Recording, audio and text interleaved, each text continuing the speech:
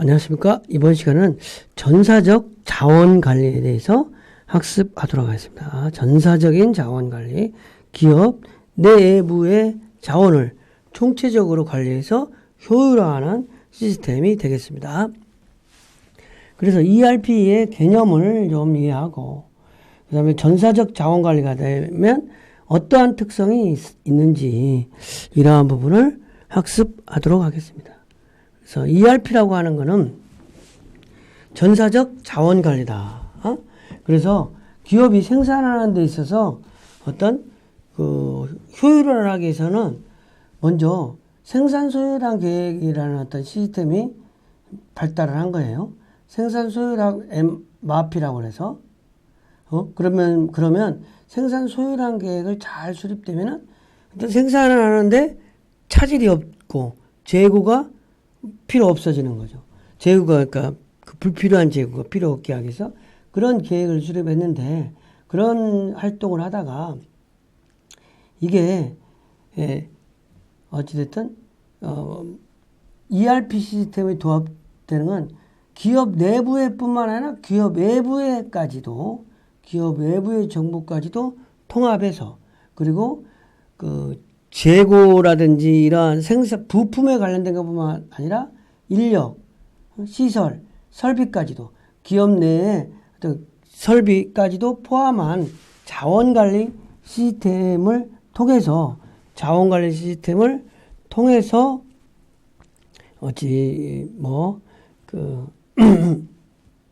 효율화하는 시스템이라고 할 수 있겠습니다. 그런데 이제 ERP가 조금 더 발전되면,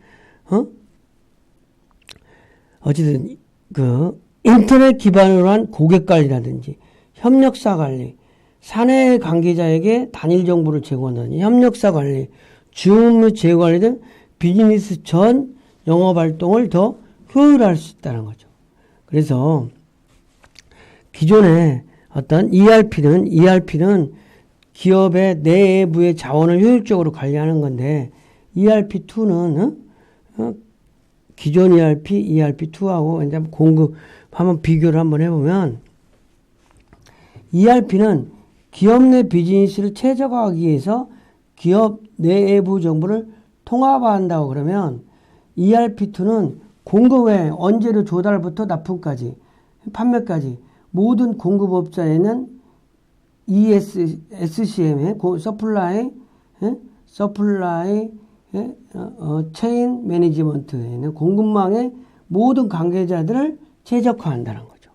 그래서 기존의 ERP는 제조 및 물류 분야에서 자원관리라고 그러면, ERP2는 이제 전 산업으로 좀 확대되는 개념이다. 그래서 기업 프로세스도 ERP는 기업 내부에만 한정되어 있다면, ERP2는 기업 외부 거래업체까지도. 그러면서 폐쇄형으로 일반형이었다면 개방형으로 양방향으로 기업 외부까지 해서, 데이터는 내부적으로 생성하고 소비하는 개념이라면 ERP2는 내부와 외부에서 활용이 가능한 빅데이터화해서 이러한 개념으로 발전된 것이다. 이렇게 이해할 수 있는 것이죠. 그래서 전사적 자원관리 ERP의 구성 요소는 뭐냐?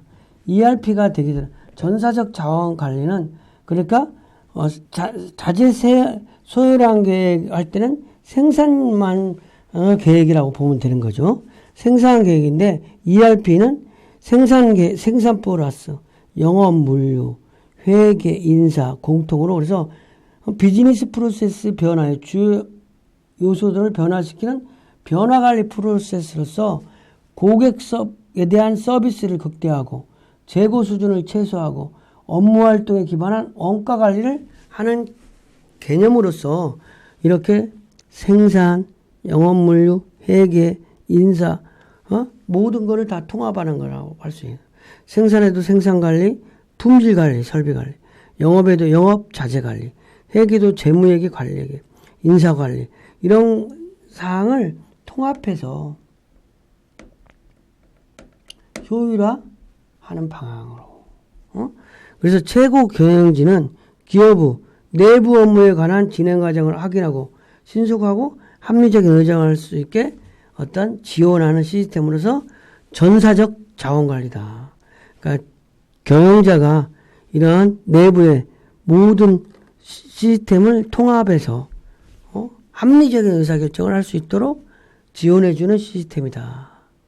그러면 이제 ERP의 특성을 보여요. ERP 전사적 자원관리의 특성이 어떻게 되나?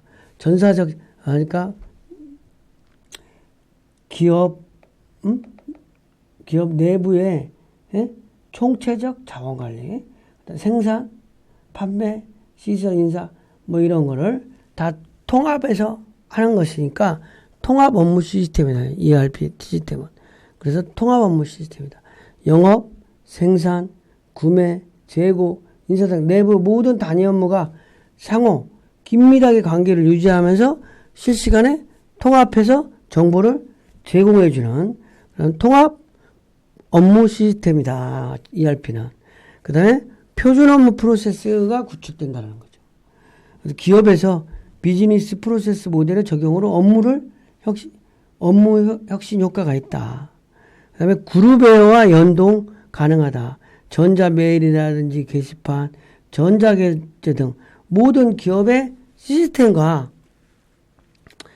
이런 거를 다 연동해서 쓴다라는 거죠. 그 다음에 확장 및 연계성 용이하다. 어떤 운영체계나 데이터베이스에서도 확장이나 연계가 가능하다. 그리고 글로벌 대응이다. 그 다음에 의사결정 정보를 제공한다. 전자문서 교환.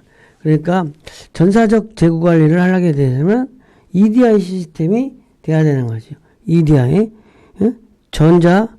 전자문서 교환 시스템이 가능해야 어찌됐든 ERP 시스템이 될 수 있다는 거죠. 그래서 전자문서 교환이 중요하다. 그래서 ERP를 하게 되면 전사적 자원관리를, 그러니까 잔사적 자원관리를, 요즘은 이제 전사적 자원관리를 안 하는 업체가 거의 없죠.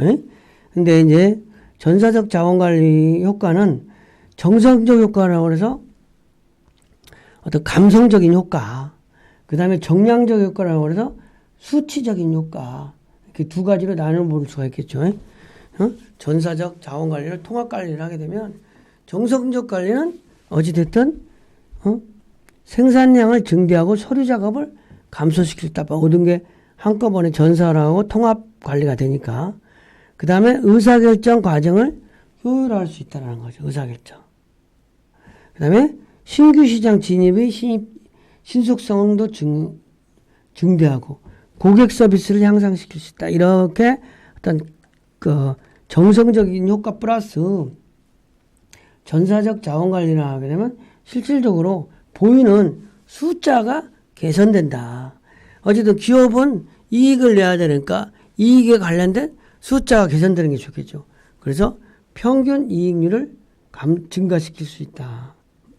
이익률을 증가. 그리고 재고를 감소시키니까 투자비가 절감되고 구매 비용이 절감된다. 구매 비용이 절감된다는 거죠.